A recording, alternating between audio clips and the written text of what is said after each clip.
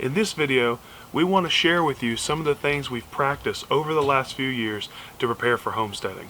Part of that is a desire to know where our food comes from and what's in it.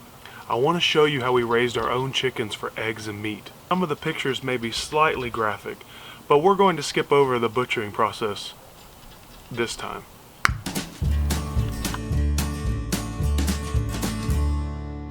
In July of 2013, we bought 4 baby chicks to raise for eggs and meat. They were surprisingly easy to take care of, and putting their brooder together was very simple. I designed and built their chicken coop so that it would be ready by the time they were old enough to leave the brooder. Our goal was to keep them safe from predators, but we wanted them to have access to fresh air, sunshine, grass, and insects. Our children enjoyed playing and interacting with the chickens, but a word of caution, most likely out of curiosity, sometimes chickens will peck your eyes.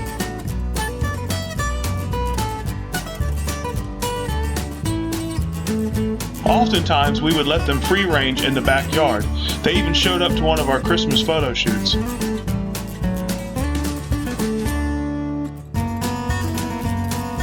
It was so rewarding when we finally got that first egg, and many more quickly followed after that. As the chickens got older, we found out one of them was a rooster, and even though he loved protecting his flock, we had to give him back to the breeder. Our permit for backyard chickens did not allow us to have roosters. The chickens were always trying to find new ways to get in the mischief. After 2 years of egg laying, it was finally time for processing. This was an important learning experience for us because we intend to do all of our own processing on the farm. We were definitely anxious and out of our comfort zone, but this is a necessary skill to learn for the type of lifestyle we want to live.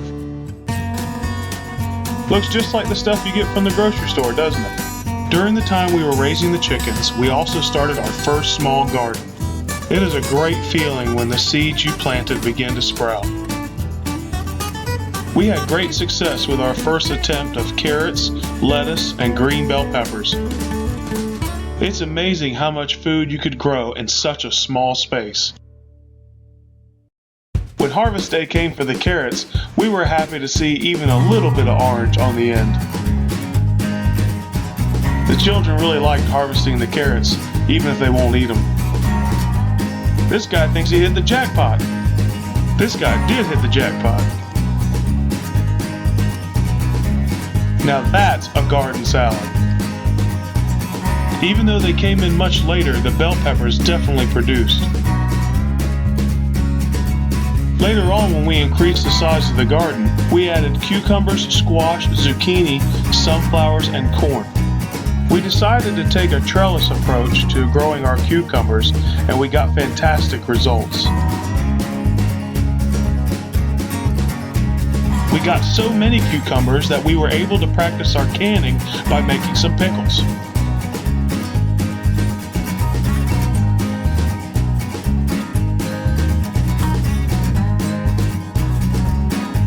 Our sunflowers also did so well that we were able to actually harvest and roast our own seed.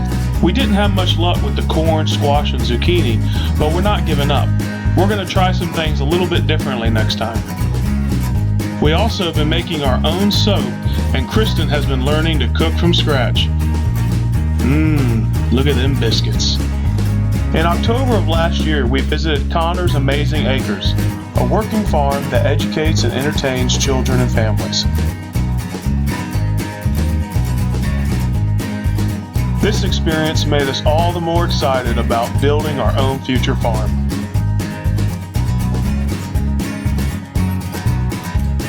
This week, after months of research, we took a big step and ordered some of the animals for the farm. We've chosen Indian runner ducks to be our egg-laying flock, and to protect them, we have selected a breed of guard geese. We've also ordered a small flock of guineas to help with ticks, snakes, and other pests. They will all be hatching and arriving near the end of May. Another important order we made this week was our electric fencing and solar energizers that will be used to protect the animals and the garden.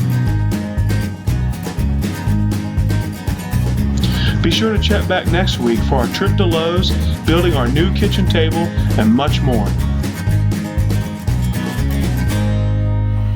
You like it, baby? Loving it. That's it right there. That's all you get. There's no, you should have set the plate right here. If you set it here, it's no good.